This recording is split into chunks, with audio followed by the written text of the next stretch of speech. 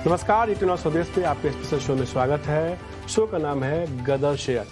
गदर film release हो गई है और उसकी चर्चा जोरदार तौर पे हो रही है क्योंकि काफ़ी अच्छा रिस्पांस अब तक देखने को मिला है। लेकिन कहते हैं ना कि जो शेयर बाज़ार में जुड़े लोग होते हैं वो हर खबर से बाज़ार के लिए कुछ न कुछ कमाई के मौके खोज के ही लाते हैं, और यही इस सीरीज़ में आज मैं यही करने वाला हूं।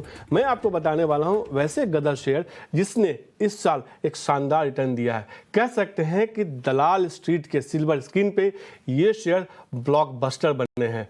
कमाई के मामले में इन शेयरों ने जो है डंडा क्या कह सकते हैं कि झंडा गाड़ा है और एक शानदार रिटर्न दिया है। कह सकते हैं कि वो शेयर हैं जो दलाल स्ट्रीट के सुपरस्टार हैं, क्योंकि बीते 6 महीने में इन शेयरों ने 1, 2 या 10% का नहीं, 70 से लेके 120% का रिटर्न दिया है। इसीलिए आज अगले आधे घंटे आप इस शो को ध्यान से देखिए, क्योंकि इन तमाम शेयरों के बारे में विस्तार से चर्चा करेंगे। ये है गदर शेयर।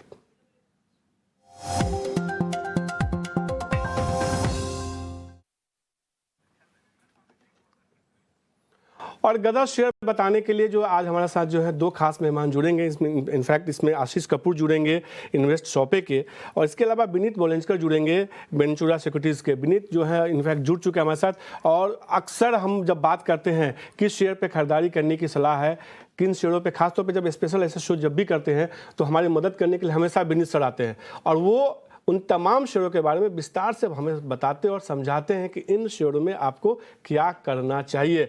विनीत सर, तो आज हम गदर फिल्म आप देखने जा रहे हैं कि नहीं, सबसे पहले तो ये बताइए। जाएंगे देखने की जरूर। तो तब तो ये सोने पे सुहागा हो गया कि आप गदर फिल्म देखने जाएंगे, तो आज गदर शेयरों के बारे में आप और अच्छे से हमारे दर्शकों को बताएंगे कि इन शेयरों की में अब क्या करना चाहिए, क्योंकि 6 महीने बीत चुके हैं और आने वाले 6, 8, 12 महीनों के लिए इन शेयरों में अब रणनीति क्या होनी चाहिए। और शुरुआत बिना देरी के करते हैं। पहला जो शेयर होगा सर, एक ही सेगमेंट से जुड़ी दो कंपनियां हैं, JBM ऑटो, इलेक्ट्रा ग्रीनटेक। ये देखिए, ये जो है जिस सेगमेंट में ही है, इन दोनों कंपनियों का परफॉर्मेंस काफ़ी बेहतरीन देखने को मिला। JBM ऑटो की बात करें, इस साल हमने देखा 155% का जो है रिटर्न दिया इस शेयर ने। 155% इलेक्ट्रिक बसों के सेगमेंट में है। उस सेगमेंट में एक ऐसा ईवी सेगमेंट है जो इंडिया में कह सकते हैं कि अगली स्टोरी है। हर कंपनी अब ईवी सेगमेंट में उतरने की कोशिश कर रही है, और इसमें खासतौर पे JBM ऑटो और इलेक्ट्रा ग्रीनटेक मजबूत स्थिति में है। दोनों शेयरों पर सर आपकी क्या राय होगी? देखिए, दोनों शेयर बहुत ही एक्साइटिंग सेक्टर में है, और आप देखोगे कि पब्लिक ट्रांसपोर्ट में जो पहली चीज ईवीज में जाएंगी वो है आपके बसेस। तो इनकी जो सेगमेंट में ऑपरेट करते हैं काफी अच्छा है, लेकिन ना इनके भाव बहुत जोर से बढ़ चुके हैं। और JBM ऑटो का जो वैल्यूएशन मल्टीपल है 100 के ऊपर है, तो हमें लगता है कि इसमें प्रॉफिट बुक करना चाहिए। और जो आपकी ओलेक्ट्रा ग्रीन है उसमें भी आप प्रॉफिट ले सकते हो, लेकिन उसको आप 800 रुपए में वापस खरीद भी सकते हो। तो जो निवेशक शेयर छोड़ना नहीं चाहते फ्रॉम टैक्सेशन पर्पस, वो लोग 800 पे ऐड कर सकते हैं। और जो नए निवेशक है जिनको लेना है वो रुके 800 तक प्राइस आने के लिए, क्योंकि प्राइस बहुत रफ्तार से बढ़ी है। और आप देखोगे कि 1400 से नीचे आ रही है, और हमें लगता है कि 800 के आसपास सेटल हो सकते हैं, तो वहां पे आपको लेना है। तो इलेक्ट्रा ग्रीनटेक में जो है, अगर आप चाहें तो थोड़ा मुनाफा वसूली कर सकते हैं, JBM ऑटो में भी कर सकते हैं। एक अच्छी रैली देखने को मिली है। हालांकि सीधे तौर पे विनीत सर बोलते हैं कि इलेक्ट्रा ग्रीनटेक थोड़ा नीचे है, तो आप खरीदारी करके चल सकते हैं। यहाँ से मजबूती देखने को मिल सकती है निचले स्तरों पे जब शेयर आता है। तो सर, अगला जो स्टॉक है, देखिए हमने देखा कि IT स्टॉक्स का परफॉर्मेंस इस साल बहुत अच्छा देखने को नहीं मिला। तमाम लार्ज कैप IT स्टॉक्स ने निराश किया बाजार को।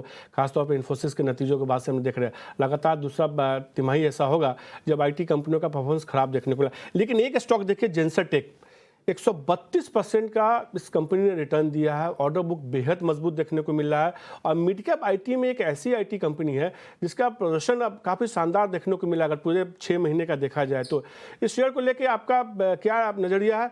जिसके पास है वो होल्ड करे, नई खरीदारी करके चल सकता है क्या? हमें लगता है कि आपको ये शेयर होल्ड करना चाहिए, काफी चल चुका है शेयर। और इस लेवल्स पे हम बाइंग एडवोकेट नहीं करते, ये थोड़ा सा वैल्यूएशन में हमें रिच लगता है, तो आप इसको थोड़ा बहुत होल्ड कर सकते हैं ये लेवल्स पे। पे होल्ड करने की सलाह है, नई खरीदारी के लिए तो अभी नहीं बता रहे। एक और सेगमेंट देखिए, अपार इंडस्ट्री शेयर, ये एक मिड कैप में ऐसा शेयर है जिसने हमने देखा कि एक अच्छा रिटर्न देखने को मिला, खासतौर पे जिस सेगमेंट में है केबल इंडस्ट्री में, इस सेगमेंट में हमने एक अच्छा ग्रोथ देखा है और लगातार ये इस कंपनी ने जो अपने पिछले दिनों का आउटलुक दिया था वो सीधे तौर पे ये बता रहे थे कि अगले 2 साल में जो है 25 से लेकर 30% तक का रेवेन्यू ग्रोथ वो मान के चल रहे हैं।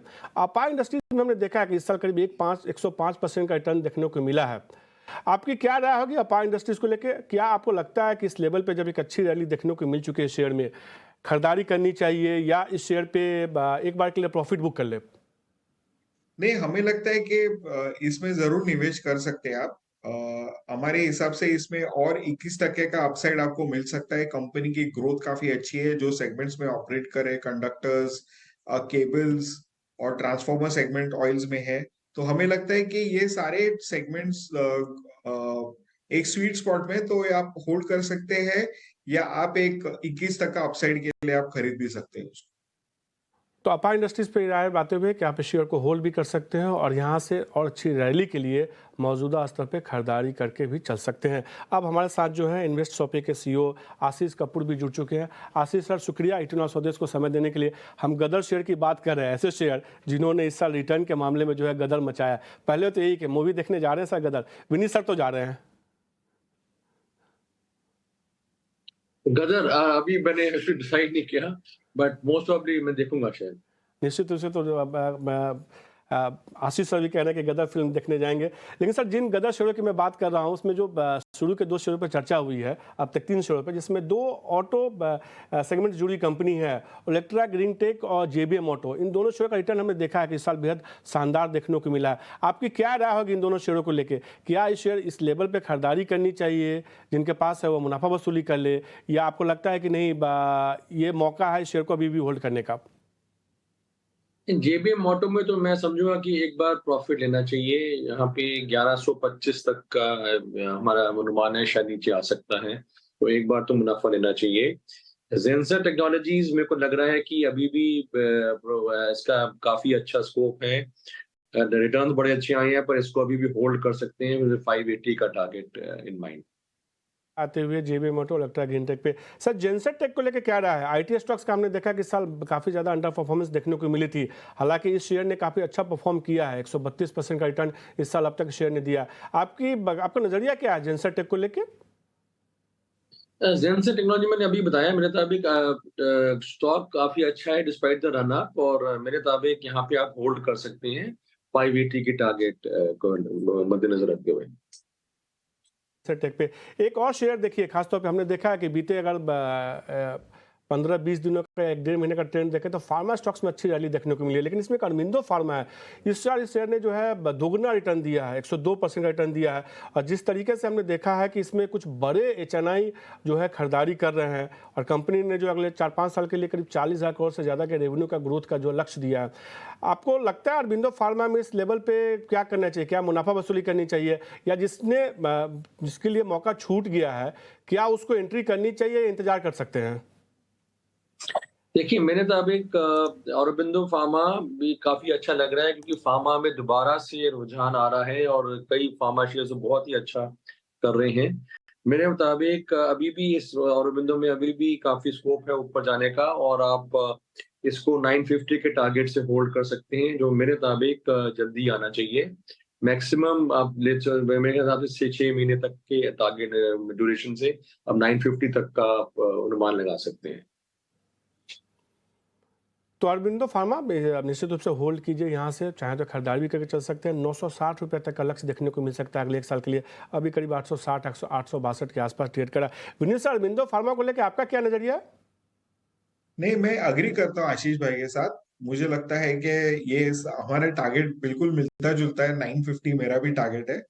और मुझे लगता है कि ये 1 साल के लिए आप होल्ड कर सकते हैं। इसमें फार्मा में अच्छी खासी तेजी है, और ये कंपनीज में काफी अच्छी डेवलपमेंट्स हो रही है आने वाले दिनों के लिए। तो सीधे तौर पे होल्ड करने के दोनों गेस्ट की तरफ से कि हाँ ये शेयर को होल्ड करके चल सकते हैं, मजबूती देखने को मिल सकते हैं। एक और फार्मा स्टॉक की बात करते हैं, क्योंकि फार्मा स्टॉक्स में हमने देखा अच्छा रनअप देखने को मिला है बीते कह सकते हैं कि 6-8 महीने में। ग्लेनमार्क फार्मा देखिए यहाँ भी हमने इस साल करीब 95% का रिटर्न बनते हुए देखा है, और कंपनी जो है सीधे तौर पर अब कह रही है कि लैटिन अमेरिका, जापान में एक जो मांग में थोड़ा सा धीमापन था वहाँ रिकवरी देखने को मिली है, और सीधे तौर पे ये एक अच्छे ग्रोथ का अनुमान करीब 14 से लेकर 15% का जता रहे हैं आने वाले क्वार्टर्स के लिए, आने वाले सालों के लिए। ग्लेनमार्क फार्मा को लेकर क्या आशीष सर आपकी राय होगी? नहीं, ग्लेनमार्क फार्मा मेरा अमंग्स फार्मा स्टॉक्स में मेरा फेवरेट नहीं है। मैं समझूंगा कि इसमें आपके बेटर ऑप्शंस अवेलेबल हैं, पर अगर आपने लिया हुआ है नीचे तो अभी आप होल्ड कर सकते हैं। तो सीधे तौर पर अगर आपके पास है तो होल्ड कर सकते हैं, नई खरीदारी करने की सलाह आशीष सर नहीं दे रहे। उनको लगता है कि उनका फार्मा में ये शेयर कम से कम उनको पसंद नहीं आता है। विनीत सर आपकी क्या राय होगी ग्लेनमार्क फार्मा को लेकर? नहीं, ये भाव से तो सेल करना चाहिए। बहुत सारे अच्छे ऑप्शंस है मार्केट में और इसकी आरओई भी इतनी खास नहीं है, तो हमें लगता है कि ये प्राइस पे फुली वैल्यूड है, तो आपको इस शेयर में से निकल जाना चाहिए। तो ग्लेनमार्क फार्मा पे दोनों जानकार सीधे तौर पे कह रहे हैं कि अगर आपको इस भाव पे आपने ले रखा है, निचले भाव पे आपको मुनाफा हो रहा है, तो एक बार के लिए मुनाफा आप बुक कर लीजिए। फार्मा में दूसरे शेयर पसंद है, अरविंदो फार्मा उन्होंने थोड़ी देर पहले कहा कहीं यहाँ से और मजबूती देखने को मिल सकते है, उसमें भी चाहें तो आप स्विच करके चल सकते हैं। फिनोलेक्स केबल देखिए सर, ये एक ऐसा शेयर है, खासतौर पर हमने देखा है कि पूरे ऐसी कंपनियां जो केबल सेगमेंट में है उसमें एक शानदार रिटर्न देखने को मिला है, और जिस तरीके से हाउसिंग डिमांड बढ़ती हुई दिख रही है, कुछ और हमने देखा कि इलेक्ट्रिक केबल सेगमेंट में जिस तरीके का ग्रोथ देखने को मिला, उसका फायदा सीधे तौर पर यह कंपनी उठा रही है। फिनोलेक्स केबल में हमने देखा इस साल में 101% का, मतलब कह सकते हैं कि दोगुना रिटर्न देखने को मिला है। फिनोलेक्स केबल को लेकर विनीत सर क्या राय होगी आपकी? नहीं, हमें अंडर वैल्यूड लगता है, तो आपको होल्ड करना चाहिए ये शेयर। हमें लगता है कि केबल्स इंडस्ट्री के लिए अगले 5-7 साल बहुत तूफानी होने वाले हैं, तो आप जरूर इसको होल्ड कीजिए। से आप सीधे तौर पे ये एक शेयर ऐसा लग रहा है विनीत सर को कि अंडर वैल्यू कर रहा है बहुत ज़्यादा, यहाँ से और तेज़ी देखने को मिल सकती है अगले कुछ सालों के नज़रिए के हिसाब से देखते हैं। तो आशीष सर क्या राय होगी आपकी फिनोलेक्स केबल को लेकर? देखिए, मेरे मुताबिक फिनोलेक्स केबल्स में बहुत अच्छा टर्न अराउंड हुआ है फॉर्च्यून्स में, और स्टॉक ने भी अच्छा परफॉर्म किया है। मेरे मुताबिक ये परफॉर्मेंस कंटिन्यू होगी, क्योंकि जैसे आपने ठीक बताया हाउसिंग बूम काफी अच्छा है, और मेरे मुताबिक 1150 का एक टारगेट है जो कि 6 मंथ्स टू 1 ईयर के नजरिए से आना चाहिए। और इसके अलावा भी मैं समझूंगा कि एक लॉन्ग टर्म रख सकते हैं, तो यहाँ से काफी अच्छा स्कोप है फर्दर अप्रिसिएशन। को जो है आप होल्ड करके चल सकते हैं, यहाँ से करीब 10% और मजबूती देखने को मिल सकती है। 1150 का लक्ष्य मान के चल रहे हैं आशीष सर। अगला जो शेयर है एक और आईटी कंपनी है साइंट। इस कंपनी ने जो जिस तरीके से हमने देखा है कि कुछ कंपनियों का आईटी का परफॉर्मेंस खराब हुआ, लेकिन इसका परफॉर्मेंस काफ़ी बेहतर देखने को मिला है। कंपनी ने मार्जिन को लेकर जो गाइडेंस दिया उसका सीधे तौर पे असर देखने को मिल रहा है। करीब 54% का रिटर्न शेयर ने इस साल अब तक दिया है। साइंट को लेकर आशीष सर क्या राय होगी आपकी? एक शानदार रिटर्न दिखाया है शेयर ने बीते एक साल में, बीते 6 महीने में कह सकते हैं। देखिए, साइंट को मैंने ट्रैक नहीं किया हुआ, इस पे बारे में मैं कमेंट नहीं कर पाऊंगा। विनीत सर आपकी क्या राय होगी साइंट को लेकर? नहीं, साइन ने काफी अच्छा परफॉर्म किया है और उनकी गाइडेंस भी काफी स्ट्रांग है। रेवेन्यू ग्रोथ और मार्जिन अपस्विंग की भी गाइडेंस है, तो हम दर्शकों को कहेंगे कि इसमें होल्ड जारी रखें, क्योंकि शेयर अभी काफी चल चुका है और वैल्यूएशंस थोड़ी सी स्ट्रेच्ड है। तो ये राय आते हुए कि शेयर को होल्ड करके चल सकते हैं, लक्ष्य 1700 तक का देखने को मिल सकता है, नई खरीदारी की सलाह नहीं दे रहे हैं। एक और शेयर है आईटी में ही, सोनाटा सॉफ्टवेयर। हमने देखा ये दिलचस्प है कि लार्ज कैप आईटी भले परफॉर्म नहीं कर रहा, मिड कैप आईटी ने शानदार रिटर्न बीते जो है 6 महीने में दिया। ईयर टू डेट की बात किया तो इस शेयर में करीब 50% का हमने देखा है कि रिटर्न देखने को मिला है। यूरोप में कुछ बड़े डील्स हुए, उसका कहीं सीधे तौर पे इस कंपनी को फायदा होता हुआ दिख रहा है। सोनाटा सॉफ्टवेयर को लेके क्या रहा होगी? एक मिड कैप आईटी स्टॉक से आशीष सर एक बेहतर रिटर्न देता हुआ दिखा है। हाँ जी, मेरे मुताबिक ये परफॉर्मेंस जारी रह सकती है, और खास करके अगर आईटी सेक्टर का अभी तो पूरा सेंटीमेंट भी ठीक नहीं है। अगर सेंटीमेंट भी कहीं ना कहीं जाके टर्न ऑन होता है तो जो ऑलरेडी परफॉर्मिंग स्टॉक्स है उनमें और भी अच्छा मूवमेंट आ सकता है। और मेरे मुताबिक आईटी का इनका जो काफी अच्छा बेस है, और ये यहाँ से आईटी एक सेक्टर है जहाँ पे की परफॉर्मेंस खास करके जो कंपनी अच्छी कर रही है उनकी काफी आगे चल के और ग्रोथ और अच्छे परफॉर्मेंस की बहुत बिल्कुल आप उम्मीद कर सकते हैं। तो इसमें मैं बने रहने की सलाह दूंगा। इसका कोई सर टारगेट आप बता सकते हैं आशीष सर? नहीं, टारगेट मेरा ऐसा कोई वर्कआउट नहीं है, बट मेरे मुताबिक बने रहना चाहिए। तो सोनाटा सॉफ्टवेयर में जो है बने रह सकते हैं, यहाँ से मजबूती देखने को मिल सकती है। विनीत सर, आपकी क्या राय होगी सोनाटा सॉफ्टवेयर पे? नहीं, मेरा टारगेट 1170 बनता है इस स्टॉक पे। एंड ये एक शेयर है ना जो ज्यादा लाइमलाइट में नहीं रहता है अमॉन्ग द टेक्नोलॉजी स्टॉक्स, लेकिन कंसिस्टेंटली हर साल बहुत अच्छी कंसिस्टेंट परफॉर्मेंस, ग्रेजुअल कंपाउंडर है ये। तो हमें लगता है कि इसमें बने रहे, आप खरीद भी सकते हैं 1170 के रेट के लिए। और अच्छी मजबूती देखने को मिल सकती है, 10 से 11-12% की मजबूती और मान के चल रहे हैं। और इतना स्वदेश पे हमारी यही कोशिश हो रही है लगातार कि कुछ ऐसे शेयरों के बारे में चर्चा की जाए जिसकी चर्चा थोड़ी कम होती है। और विनीत सर ने बताया अभी कि कैसा शेयर है सोनाटा सॉफ्टवेयर जिसकी चर्चा कम होती है, लेकिन इस शेयर ने लगातार एक अच्छा रिटर्न दिया है। और विनीत सर को लगता है कि यहाँ से मजबूती देखने को मिल सकती है, 1170 तक का लक्ष्य वो मान के चल रहा है।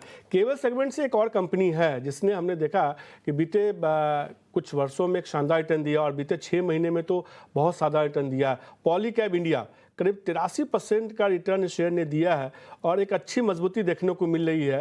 कंपनी जो है कह सकते हैं FY वित्त वर्ष 26 के लिए जो है 26,000 करोड़ के आसपास के रेवेन्यू की उम्मीद कर रही है, एक बड़ा टारगेट लेकर चल रही है। आशीष सर, क्या राय होगी पॉलीकैब को लेकर? काफ़ी चर्चा होती है शेयर की ट्रेडर कम्युनिटी में। देखिए, पॉलीकैब बहुत अच्छा परफॉर्मिंग स्टॉक है और मेरे मुताबिक इसमें आगे स्कोप बढ़ना ही है। जैसे आप जिस तरह से हाउसिंग बढ़ रही है और अर्बनाइजेशन बढ़ रही है, तो मेरे मुताबिक इसमें आप जरूर बने रह सकते हैं और इसमें आगे चल के और अच्छे रिटर्न आएंगे। पॉलीकैब में सीधे तौर पर होल्ड करके चल सकते हैं, अगर आपके पास है तो 83% तेजी आएगी और तेजी आएगी, घबराने की कोई बात नहीं है। आपकी क्या राय होगी सर, विनीत सर, पॉलीकैब को लेकर? मैं एग्रीमेंट में हूँ कि होल्ड करना चाहिए। जैसे हमने अपार और केईआई पे बताया, उनके सेम फंडामेंटल्स पॉलीकैब के लिए लागू होते हैं। और हमें लगता है कि ये सेक्टर में तेजी बरकरार रखनी चाहिए। होल्ड का रिकमेंडेशन रहेगा इस पे। तो सीधे तौर पे विनीत सर को भी लगता है कि शेयर को होल्ड करना चाहिए। अब एक ऐसे शेयर की बात करते हैं जिसकी चर्चा के बिना कह सकते हैं कि ये पूरा सेगमेंट जो है या पूरा शो अधूरा रहेगा। और शेयर बाजार में जो भी जुड़ा हुआ है वो इस शेयर के बारे में पक्का जानता होगा। BSE, बॉम्बे स्टॉक एक्सचेंज, 72% का रिटर्न देखने को मिला है। और हमने देखा है कि जिस तरीके से बाजार में रिकॉर्ड तेजी आई है उसका फ़ायदा सीधे तौर पे BSE को भी हो रहा है और कहीं ना कहीं इसके निवेशकों को जिन्होंने BSE के शेयर खरीदे उनको भी देखने को मिला, क्योंकि 72% का रिटर्न इस साल अब तक देखने को मिला है। आशीष सर, इस पर क्या राय होगी और इसका कोई टारगेट जरूर बताइए। देखिए, ये डेफिनेटली आप होल्ड कर सकते हैं। इसमें काफी स्टोरी आगे चलनी है। टारगेट 1000 का होगा जो मेरे मुताबिक काफी जल्दी आ सकता है। 6 महीने मैक्सिमम, 6 महीने to 1 year, but I think जल्दी भी आ सकता है अगर मार्केट का सेंटीमेंट ठीक रहा। बट इसमें जो लंबी कहानी है वो बहुत ही इंटरेस्टिंग है, क्योंकि फाइनेंशियल इंक्लूजन मेरे मुताबिक बहुत साल अभी और चलना है और उसमें इसमें री-रेटिंग के बहुत चांसेस हैं। इनकी वॉल्यूम्स बढ़नी है, बहुत ज्यादा नए इन्वेस्टर्स ने आना है मार्केट में। NSE की कहीं ना कहीं जाके लिस्टिंग होगी। जब NSE की लिस्टिंग होगी तो ये जो स्टॉक का री-रेटिंग का बहुत अच्छा चांस भी बनेगा, क्योंकि रिलेटिवली एक काफी सस्ते दाम में है कंपेयर टू NSE का जो ग्रे मार्केट में प्रीमियम है।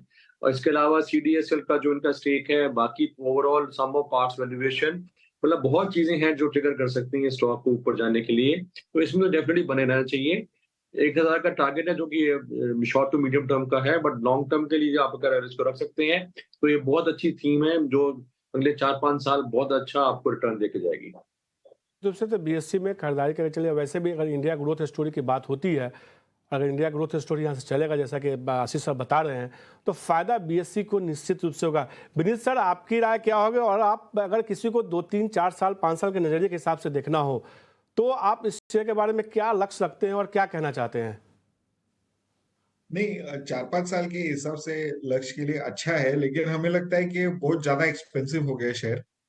और तो हम तो सलाह देंगे कि आप इसको पार्ट प्रॉफिट बुक करें और पार्ट स्टॉक में होल्डिंग रखें, अपने प्रॉफिट थोड़ा सा सिक्योर कर लें।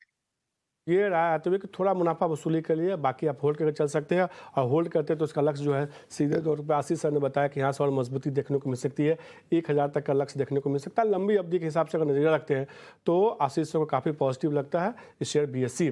एक शेयर और देखिए कैपिटल गुड्स से, सामान्य तौर पे हम देखते हैं कि कैपिटल गुड्स स्टॉक है एक ज़माने में चलते ही नहीं थे, सालों साल निकल जाते थे, रिटर्न देखने को नहीं मिलता था। लेकिन अब हमने एक शानदार रफ्तार देखी है तमाम कैपिटल गुड्स स्टॉक्स में, और एबीबी इंडिया मेरा इस सेगमेंट में अगला शेयर होगा। जिस तरीके से कंपनी के ऑर्डर्स आ रहे हैं छोटे छोटे शहरों से, उसका फ़ायदा होता हुआ दिख रहा है। इस साल इस शेयर का रिटर्न देखिए करीब 70% का रिटर्न दिलाया है शेयर ने इस साल।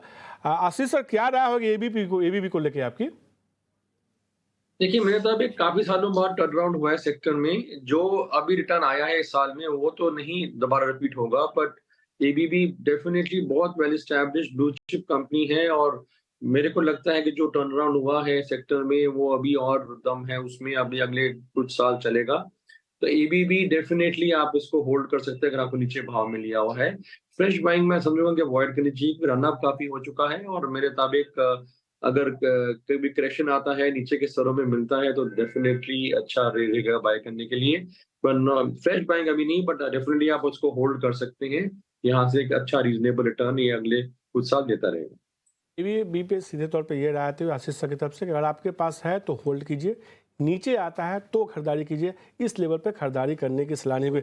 विनीत सर, आपकी क्या राय होगी एबीबी को लेके? ये होल्ड रखना चाहिए, वैल्यूएशंस काफी रिच है, most of the story is priced in, fortunes अच्छे हैं, आगे जाके सेक्टरल ग्रोथ चलता रहेगा, तो होल्ड करके रखिए शेयर। होल्ड करने की सलाह होगी।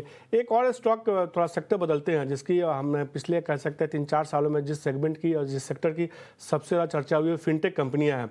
इसी में जो एक शेयर है, हमने देखा कई सारी फिनटेक कंपनियों ने लिस्टिंग के बाद लोगों को बहुत निराश किया, काफ़ी ज़्यादा नुकसान भी होता हुआ दिखा, अब वापस से खरीदारी लौटी है। इसी क्रम में एक शेयर है पीबी फिनटेक, 66% का रिटर्न हमने देखा इस साल शेयर ने दिए हैं। नतीजे काफ़ी अच्छे रहे हैं, पहली तिमाही से देखने को मिला है। तो क्या राय होगी आशीष सर, किसी को नहीं, क्योंकि फिनटेक स्टॉक्स ऐसे हैं जो आजकल के जो नए ट्रेडर या नए निवेशक आ रहे हैं उनको बहुत पसंद आ रहा है। पीबी फिनटेक को लेकर क्या राय होगी आपकी? देखिए, मेरे मुताबिक जैसे आपने ठीक बताया कि थोड़ा-सा कंज़र्वेटिव जो है वैल्यूएशन से थोड़ा हटना होगा। अगर आप बहुत कंज़र्वेटिव इन्वेस्टर हैं तो डेफिनिटली अवॉइड करें, क्योंकि इनके थोड़े-थोड़े से जो मेथड्स ऑफ वैल्यूएशन हैं वो अलग हैं। पर मैं समझूँगा कि अगर आप सुलझे हुए खिलाड़ी हैं, पूरा मार्केट में पार्टिसिपेट करना चाहते हैं, तो you can't ignore this segment, जो क्योंकि काफ़ी हाई ग्रोथ है, और आगे चल के जिस तरह से अनुमान हो रहा है कि ये चीजें ज्यादा यूज होंगी, तो उस नजरिए से पीबी फिनटेक मेरे मुताबिक काफी अच्छा स्टॉक है, और आपको डेफिनेटली होल्ड करना चाहिए। इसमें अभी बहुत और स्कोप है ग्रोथ का, और मेरे मुताबिक कहीं ना कहीं जाके अर्निंग्स भी इनकी काफी एक्सपोनेंशियली ग्रो करेंगी। तो पीबी फिनटेक मेरे मुताबिक इस पूरे स्पेस में एक बेटर प्लेयर है, और इसमें आप डेफिनेटली मैं होल्ड करने की सलाह दूंगा। तो पीबी फिनटेक होल्ड कीजिए, आपके पास पोर्टफोलियो में शेयर है तो रिटर्न आगे भी देखने को मिल सकता है, रिटर्न का मजा लीजिए। विनीत सर, आपकी क्या राय होगी? मेरे अनुमान में ये जो बीमा सुगम का जो गवर्नमेंट का प्लेटफॉर्म आएगा ना, ये इस शेयर को काफी ज्यादा कंपटीशन करेगा, डिस्टर्ब भी कर सकता है। और पीबी फिनटेक की आज की डेट में वैल्यूएशंस काफी रिच है, इनका मार्केट शेयर काफी बड़ा है, तो हमें लगता है कि यहाँ पे थोड़ा सा हम कहेंगे कि इसमें आप सेल करो, इसमें से निकल जाओ, और ये शेयर की जगह आप पेटीएम में बने रहो, क्योंकि पेटीएम में बहुत अच्छी खासी अपसाइड है। जब तक जहां जहां तक पीबी फिनटेक का सवाल है, सारी कंपनीज के खुद के प्लेटफॉर्म्स भी आ रहे हैं, और जैसे मैंने बोला आपको, बीमा सुगम इसको डिसरप्ट कर सकता है, तो हम रिस्क नहीं लेना चाहते, तो इसको आप सेल करके आपका प्रॉफिट बुक करके ये पैसा आप पेटीएम में लगा दें। इस चीज़ में समझिए, आशीष सर की राय है कि आप शेयर को होल्ड कर चल सकते हैं। विनीत सर की राय है कि चूंकि बीमा सुगम लॉन्च हुआ तो उसका असर देखने को मिल सकता है, उसी सेगमेंट में है, वो भी कबाली करके किसी और में स्विच करने की बात करें, पेटीएम की बात कर रहे हैं। इसको देख के आप कंफ्यूज मत होइए कभी भी। दो विश्लेषक होते हैं, दोनों के नज़रिए अलग अलग हो सकते हैं किसी शेयरों को लेके, उसके हिसाब से फिर आपको फैसले करने होते हैं। गदर शेयर में हमने अब तक कई सारे शेयरों की चर्चा की है, लेकिन आज गदर शो में मैंने एक खास मेहमान को बुलाया, रिक्वेस्ट किया, वो मेरे दोस्त हैं और मेरे कह सकते हैं कलीग हैं, डिम्पी, क्योंकि उसके बिना गदर शो पूरा नहीं हो सकता। सुबह से हम लगातार उनको जो है गदर 2 के गेटअप में देख रहे हैं। डिम्पी, शुक्रिया आपका भी कि आपने शो में समय दिया और इस चर्चा में जुड़े। मैं आपसे, आप तमाम स्टॉक्स देख रहे हैं और कई दशकों से आप शेयर देखते रहे हैं, जो कि गदर की चर्चा हो रही है, तो मैं जरूर जानना चाहूँगा कि इन तमाम शेयरों में से एक शेयर जो आपको लगता है कि हाँ मुझे बहुत पसंद आ रहा है, आपके दिल के करीब है। देखिए, आपने बहुत बढ़िया प्रेजेंटेशन बनाई है गदर शेयर्स को लेकर, और जो हमारी तस्वीर लगा के गदर का आपने पूरा लगाया कि एक बार तो मैं भी कंफ्यूज हो गया कि मेरी फोटो है कि सनी देओल की फोटो है। हालांकि वो बहुत ही आपका काबिल तारीफ प्रेजेंटेशन रही। हाँ, अच्छी बात यह है कि वो अलग से पहचानने के लिए चश्मा, बाय चांस 1 मिनट के लिए आप चश्मा को भी हटा देंगे उसमें तस्वीर में से, तो आपको दूर से पहचान में भी नहीं आएगा कि ये फोटो मेरी है या फिर सनी देओल की। बट बाय द वे एक अच्छी चीज़ भी है, आपने एक्सपेरिमेंट किया, मेरे को भी अच्छा लगा देख के। अब आपने एक बात पूछी है कि इन सभी में से, आपने अभी बातचीत की विनीत सर से भी और आशीष सर से भी, इनमें से एक ऐसा शेयर जो वास्तव में गदर ऐसा लग रहा है। देखिए, मैंने टेक्निकल्स को वगैरह काफ़ी फॉलो करता हूँ, तो उसमें उसको भी जोड़ देता हूँ। इसके साथ ही मेरे को लग रहा है HEG जो है ना, वो एक ऐसा शेयर है जो बहुत ही ज़बरदस्त हो सकता है। उसकी 3-4 वजह हैं जो मैंने जैसे शेयर का देख रहा था। तो हालांकि आशीष सर और विनीत सर ने आपको उसके बारे में जानकारी दे दी होगी, लेकिन फिर भी सबसे इंपॉर्टेंट बात है कि कंपनी का ऐसा प्रोडक्ट है जो इंडिया में किसी के पास नहीं है, इनके पास ही है। दूसरा, ये वर्ल्ड का सबसे बड़ा प्लांट यही होल्ड करते हैं। कंपनी के पास कम डेट है। देखिए, कमोडिटी वाली कंपनीज में प्रॉब्लम कहाँ होती है? हाई डेट की। इसके पास सबसे अच्छी चीज़ है लो डेट है। दूसरा पॉइंट है, ये ना टेक्नोलॉजी पे बहुत पैसा खर्च कर रहे हैं। तो टिपिकली क्या होता है, जब एक टेक्नोलॉजी आती है उसी से काम चलता रहता है, तो टेक्नोलॉजी पे पैसा खर्च के अपने आप को अपग्रेड करके रखते हैं, ताकि चाइना या फिर किसी और कंट्री से जब इनका कंपटीशन हो तो उससे हारे नहीं। तीसरा पॉइंट होता है नो प्लेज। प्रमोटर के पास करीब 55% की हिस्सेदारी है, और ये इकलौती ऐसी कंपनी मेरे को दिखी जिसका जो होल्डिंग है ना, बड़ी ही सुंदर तरीके से बना हुआ है। प्रमोटर है, FIs है, DIs है, पब्लिक है, सब में अच्छे से पैसे से बटे हुए हैं, तो ये एक अच्छा पॉइंट है। दूसरा, डिलीवरी वॉल्यूम वगैरह ठीक है, कंपनी 15% का मार्जिन कमाती है। ये सारे पॉइंट्स और टेक्निकल चार्ट को देखने के बाद मेरे को ऐसा लग रहा है, अगर आपने गदर की वो तस्वीर के हिसाब से शो को में जोड़ा है, एनर्जी जोड़ी है, जान जोड़ी है, तो वास्तव में आपके पोर्टफोलियो में ये शेयर जान जोड़ सकता है। डिम्पी हमेशा सरप्राइज करते हैं, इस बार उन्होंने मुझे भी सरप्राइज किया। HEG को उन्होंने चुना है हमारी लिस्ट से, और उनको लगता है कि यहाँ से एक अच्छा रिटर्न देखने को मिल सकता है अगर लंबी अवधि के नज़रिए से रखते हैं तो। डिम्पी, सबसे पहले तो आपका बहुत शुक्रिया कि आप जो है अपने बिजी समय से एंकरिंग से निकल के जो शो में जुड़े और आपने एक शेयर के बारे में चर्चा की। लेकिन हमेशा की तरह आशीष सर, विनीत सर, आपका भी बहुत शुक्रिया कि जब भी मैं आपसे रिक्वेस्ट करता हूँ कि शो करना है आपके साथ स्पेशल, आप कभी ना नहीं करते, हमेशा आते हैं। तो आप दोनों का भी बहुत शुक्रिया इन तमाम शेयरों पर चर्चा करने के लिए। ईटीन और स्वदेश की हमेशा ये पहल होती है कि कोई भी खबर हो उसके जरिए आपको एक अच्छे पोर्टफोलियो बनाने की कोशिश की जाए, और उसी क्रम में आज हमने उन शेयरों की चर्चा की जिसने बीते 6 महीने में शानदार रिटर्न दिया है गदर 2 सेगमेंट में। अगली बार जब मैं आऊँगा तो किसी और स्पेशल शो के साथ आऊँगा, कुछ और आपको स्टॉक्स के बारे में चर्चा करूँगा और बताऊँगा। तब तक के लिए दीजिए मुझे इजाज़त। नमस्कार।